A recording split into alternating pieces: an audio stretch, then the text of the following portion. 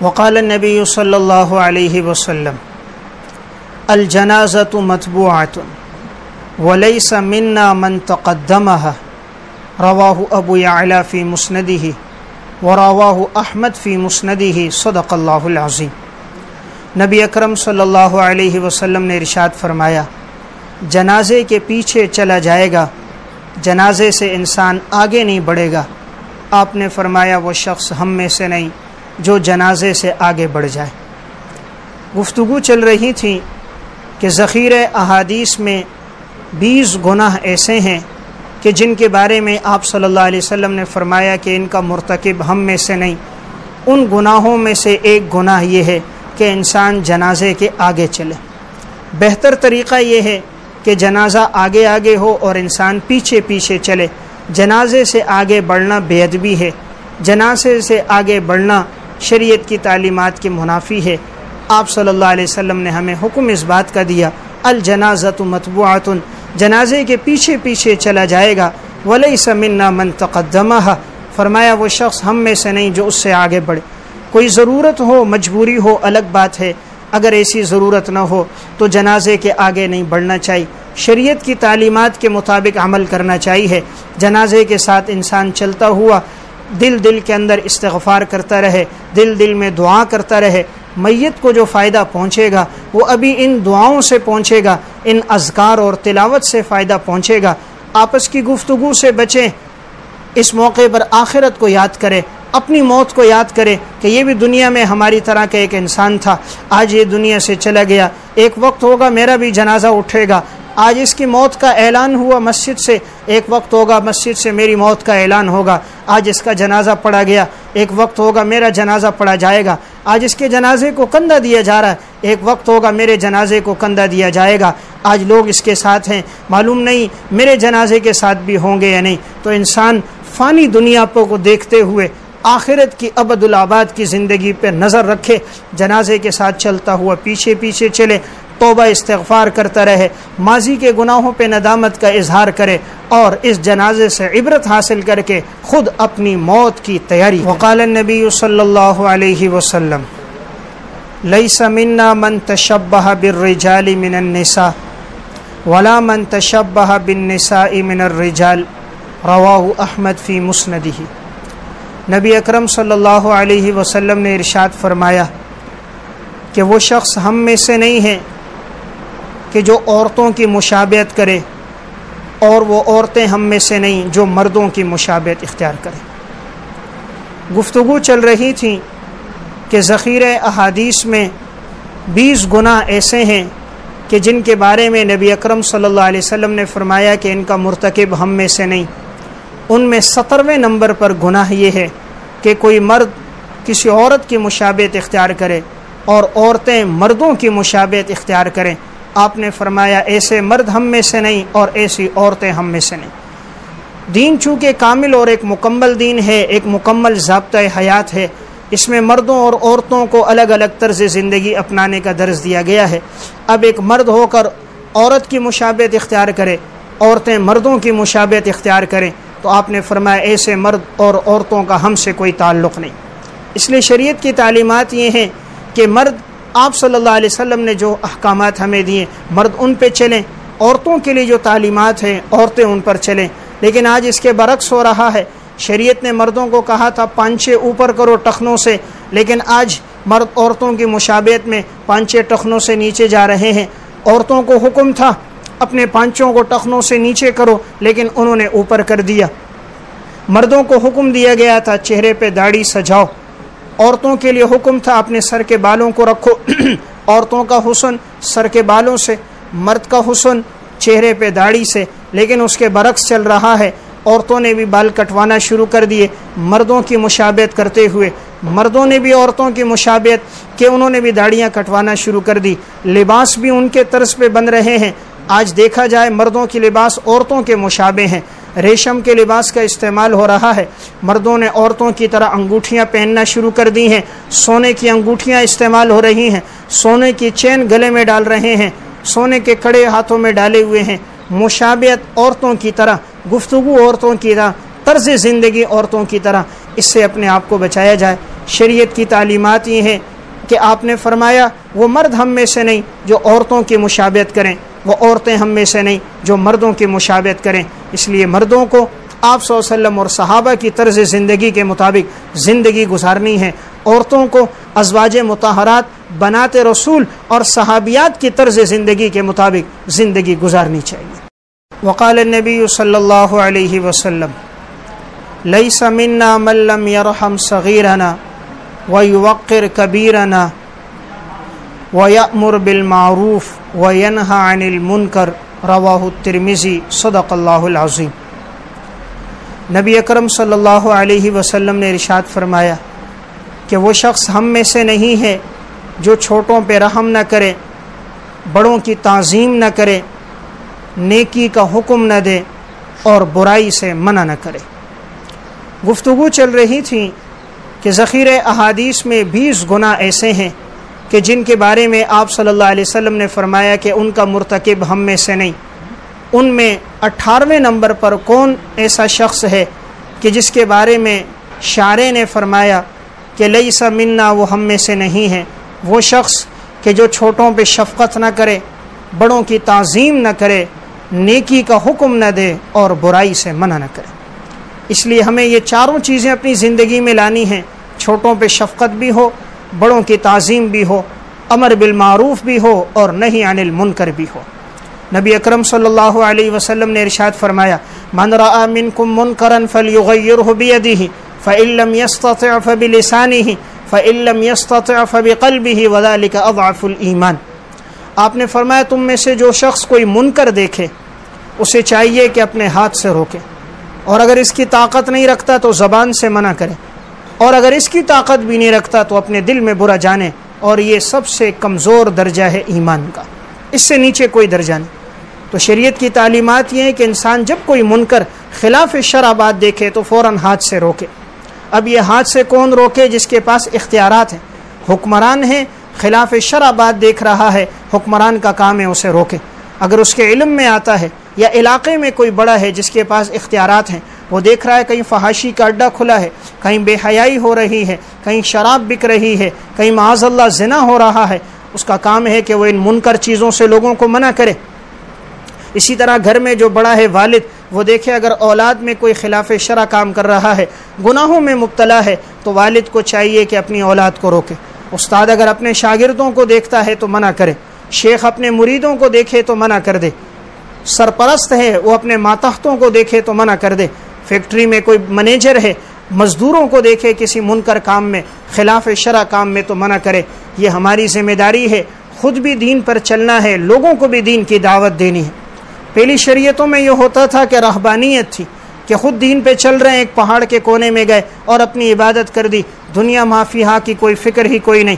لیکن اس شریعت کی تعلیمات یہ ہیں اسلام کی کہ معاشرت میں رہتے ہوئے، طرز زندگی اختیار کرتے ہوئے خود بھی نیکی پہ چلنا ہے، اوروں کو بھی نیکی کا حکم دینا ہے۔ گناہ ہو رہا ہے لیکن انسان منع نہیں کر رہا اور اس کی پیشانی پر ناگواری کے آثار نہیں آ رہے، گناہ میں دیکھتے ہوئے اسے تکلیف نہیں ہو رہی، تو سمجھنا چاہیے اس کے دل میں ایمان کا کمزور درجہ بھی نہیں۔ حدیث میں آتا ہے آپ صلی اللہ علیہ وسلم نے ایک واقعہ بیان فرمایا کہ ایک موقع پر جب حکم ہوا، ایک فرشتے کو اللہ نے بھیجا کہ جاؤ فلاں بستی والوں کو پٹخ دو اور بستی والوں پر عذاب لے کر آؤ۔ انہوں نے کہا اس بستی میں تو ایک بزرگ ہے جس نے پلک جھپکنے کے برابر کبھی اللہ کی نافرمانی نہیں کی، تو کیا اس پر بھی عذاب ہوگا؟ کہا ہاں، بستی کو اٹھاؤ اور اسی کے اوپر مار دو۔ اس نے اپنی زندگی تو اطاعت پہ گزاری لیکن معاشرے میں بے حیائی تھی، گناہ تھے، کبھی بھی اس کی پیشانی پہ ناگواری کے آثار نہیں آئے۔ تو دیکھیں خود تو دین پہ چلا لیکن اسے معاشرے کی فکر نہیں تھی، اپنے عزیز و اقارب و رشتہ داروں کی نہیں تھی، یہ لوگوں کو منکر کام سے منع نہیں کر رہا تھا، تو یہ بھی گناہ سے نہ بچ سکا، اور جب عذاب آیا تو یہ بھی اس عذاب میں گرفتار ہو گیا۔ اس لیے دین نے ہمیں حکم یہ دیا ہے، خود بھی چلنا ہے، اوروں کو بھی حکم دینا ہے۔ اگر انسان اسے اختیار نہیں کرے گا تو جب اجتماعی عذاب ان پر آئے گا تو اس عذاب میں یہ بھی شریک ہوں گے۔ آپ صلی اللہ علیہ وسلم نے ایک مثال کے ساتھ سمجھایا۔ آپ نے کہا ایک کشتی میں سفر ہو رہا ہے، نیچے کچھ لوگ بیٹھے ہیں، ان کے پاس پانی ہے، اوپر کی منزل والے ہیں، ان کے پاس پانی نہیں، اوپر والے پانی کے لیے نیچے آتے ہیں، نیچے سے ان سے پانی لیتے ہیں، پھر آتے ہیں پانی لیتے ہیں۔ اب انہیں بار بار جب آنا پڑ رہا ہے، پانی کے لیے انہیں ضرورت پڑتی ہے، یہ پانی لینے کے لیے آتے ہیں، نیچے والے اوپر سے بھی پانی لینے کے لیے جا رہے ہیں، نیچے والوں کو اوپر سے پانی کی ضرورت ہے اور وہ پانی لینے اوپر جاتے ہیں، اوپر والوں کے پاس پانی موجود ہے۔ اب نیچے والوں نے سوچا کیا بار بار اوپر چڑھیں، تو یہی ہم سوراخ کر دیتے ہیں تاکہ سمندر کا پانی کشتی کے اندر آ جائے اور اس پانی کو ہم حاصل کر دیں گے، اوپر چڑھنے کی بلا ضرورت پیش نہیں آئے گی۔ تو وہ اب جب اگر وہ سوراخ کریں گے، اوپر والے انہیں اگر منع نہیں کریں گے تو یہ پانی جب کشتی کے اندر داخل ہوگا تو داخل ہونے کے بعد نیچے والے بھی ڈوبیں گے، اوپر والے بھی ڈوبیں گے۔ اسی طرح آپ نے مثال سے سمجھایا، منکر کام ہو اور اگر کوئی منع نہیں کرے گا، جب اجتماعی عذاب آئے گا تو سب اس میں مبتلا ہوں گے۔ اب یہاں اوپر والوں کے پاس تو پانی موجود تھا، نیچے والوں کے پاس پانی نہیں تھا، انہیں اوپر چڑھنے کی ضرورت پیش آتی تھی، تو انہوں نے سوچا کیوں بار بار اوپر جائیں، انہوں نے نیچے سے اگر سوراخ کیا پانی تو ملے گا لیکن پانی کشتی میں داخل ہو کر ڈبو دے گا۔ آپ نے مثال سے سمجھایا، تو خود بھی دین پہ چلنا ہے، دوسروں کو بھی اس کی تعلیمات دینی ہے۔ تو 18واں آدمی کہ جس کے بارے میں آپ نے فرمایا وہ ہم میں سے نہیں ہے، وہ شخص کہ جو امر بالمعروف نہ کرے اور نہی عن المنکر کو انجام نہ دے، جو ان دو چیزوں کو اختیار نہیں کرے گا، آپ نے فرمایا لیس منا، وہ ہم میں سے نہیں ہے۔ وقال النبی صلی اللہ علیہ وسلم لیس منا من تطیر او تطیر او تکہن او تکہن او سحر او سحر له، رواہ البزار فی مسندہ ورواہ الطبرانی فی المعجم الکبیر، صدق اللہ العظیم۔ نبی اکرم صلی اللہ علیہ وسلم نے ارشاد فرمایا، وہ شخص ہم میں سے نہیں ہے جو بدفعلی لے یا اس سے بدفعلی لی جائے، وہ شخص ہم میں سے نہیں جو کہانت کرے یا اس سے کہانت لی جائے، اور وہ شخص ہم میں سے نہیں جو جادو کرے یا جس کے ذریعے جادو کروایا جائے۔ آپ نے فرمایا اس کا ہم سے کوئی تعلق نہیں۔ تو گفتگو چل رہی تھی کہ ذخیرہ احادیث میں 20 گناہ ایسے ہیں کہ جن کے بارے میں آپ صلی اللہ علیہ وسلم نے فرمایا کہ ان کا مرتکب ہم میں سے نہیں۔ اس میں 19ویں نمبر پر کون ہے؟ آپ نے فرمایا کہ جو بدفعلی لے۔ بدفعلی کا کیا مطلب ہے؟ اس کا مطلب یہ ہے کہ جس طرح بعض لوگوں میں یہ ایک بات چلی آتی ہے کہ سفر کے لیے جا رہے ہیں اور سامنے کوئی کوہ نظر آ گیا، یا گھر سے نکلے تو کہتے ہیں سفر نہ کرو اس لیے کہ کوہ نظر آیا، الو نظر آیا، نقصان ہوگا، فلاں شخص آ گیا اس لیے تکلیف پہنچے گی، گھر سے نکلے ہیں چپل الٹی تھی اس لیے نقصان ہو جائے گا۔ یہ جو بدفعلیاں لی جاتی ہیں انسانوں سے، جانوروں سے، اس طرح کی بدفعلیوں سے شریعت نے منع فرمایا۔ اسی طرح آپ صلی اللہ علیہ وسلم نے فرمایا وہ ہم میں سے نہیں جو کہانت کرے۔ کہانت کسے کہا جاتا ہے؟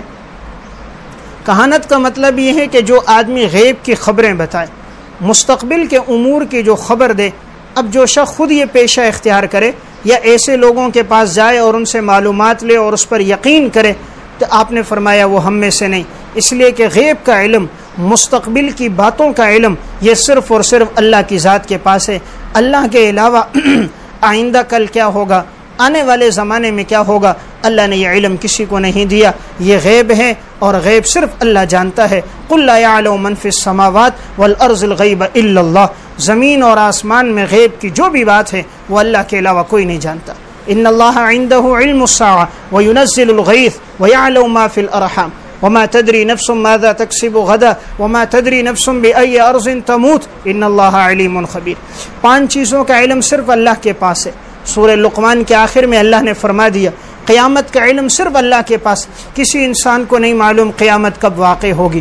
ماں کے پیٹ میں کیا ہے، لڑکا ہے لڑکی ہے، اس کی عمر کتنی ہوگی، یہ نیک بخت ہوگا یا بدبخت ہوگا، اس کی زندگی کہاں گزرے گی، کیا کھائے گا کیا پیے گا، اس کی زندگی کے تمام مراحل، اس کی زندگی کی تمام معلومات یہ صرف اللہ جانتا ہے، اللہ کے علاوہ کوئی نہیں جانتا۔ یا انسان کو کہاں موت آئے گی یہ صرف اللہ جانتا ہے، انسان آئندہ کل کیا کرے گا یہ صرف اللہ جانتا ہے، بارش کب برسے گی، کتنی برسے گی، نفع ہوگا یا نقصان ہوگا، یہ صرف علم اللہ کے پاس، اللہ نے یہ علم کسی کو نہیں دیا۔ اس لیے کسی کاہن کے پاس جانا اور ان سے مستقبل کے امور دریافت کرنا، اس بات کی اجازت نہیں ہے۔ انسان اس گناہ سے اپنے آپ کو بچاتا رہے۔ آج کل دیکھنے میں آتا ہے، عموماً لکھا ہوتا ہے اخباروں میں، رسائل میں، یہ ہفتہ کیسا گزرے گا، اور وہ بتاتے ہیں اس ہفتے میں یہ ہوگا، فلاں ہوگا۔ یہ علم کسی کے پاس نہیں ہے، غیب کا علم صرف اللہ کے پاس۔ پورے ہفتے میں کیا ہوگا یہ تو دور کی بات، آئندہ 1 گھنٹے میں کیا ہوگا انسان کے پاس تو اس کا علم بھی نہیں ہے۔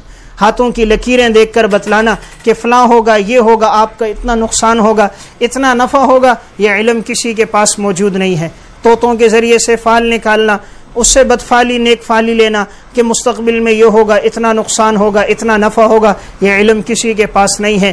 اگر انہیں پتہ ہوتا تو خود یہ روڈ کے کنارے فٹ پاتھوں پہ بیٹھ کر یہ لوگوں کو نیک فالیاں بدفالیاں بتا رہے ہیں، لوگوں کو قسمت کا حال بتا رہے ہیں، خود گرد و غبار میں بیٹھے ہیں، انہیں اپنی قسمت کا کوئی پتہ نہیں۔ اس لیے سب چیزوں کا علم صرف اللہ کے پاس ہے، اللہ جانتا ہے، اللہ کے علاوہ کائنات میں غیب کا علم کسی کے پاس نہیں۔ اس لیے کاہن کے پاس انسان نہ جائے۔ آپ نے فرمایا جو کسی کاہن کے پاس جاتا ہے، حدیث میں سخت الفاظ میں وعید آئی، جو کسی کاہن کے پاس گیا، آپ نے فرمایا 40 دن اس کی عبادت قبول نہیں ہوگی، 40 دن اس کی عبادت قبول نہیں ہوتی۔ جو کسی کاہن کے پاس جاتا ہے، اس کی باتوں کی تصدیق کرتا ہے، اس لیے یہ بہت بڑا گناہ ہے۔ آپ صلی اللہ علیہ وسلم نے اس سے ہمیں منع فرمایا۔ تیسری چیز اس حدیث میں جس سے منع کیا وہ جادو ہے، سحر سے منع کیا گیا۔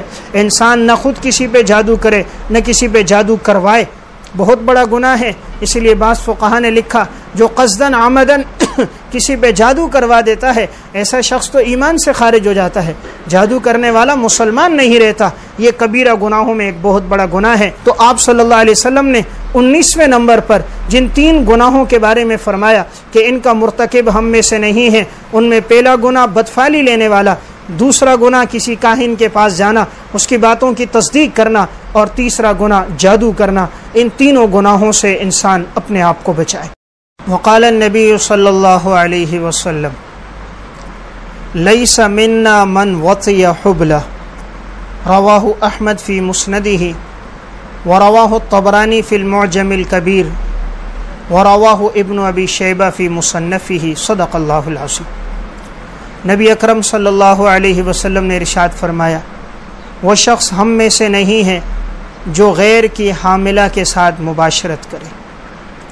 گفتگو چل رہی تھی کہ ذخیرہ احادیث میں 20 گناہ ایسے ہیں کہ جن کے بارے میں آپ صلی اللہ علیہ وسلم نے فرمایا کہ ان کا مرتکب ہم میں سے نہیں۔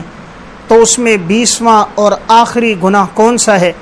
آپ نے فرمایا جو غیر کی حاملہ کے ساتھ مباشرت کرے، جمع کرے۔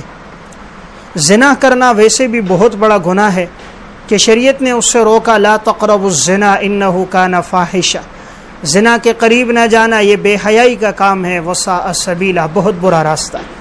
کہ آپ صلی اللہ علیہ وسلم نے بڑے سخت الفاظ میں ارشاد فرمایا لا یزنی الزانی حین یزنی وہو مؤمن ولا یشرب الشارب حین یشرب وہو مؤمن۔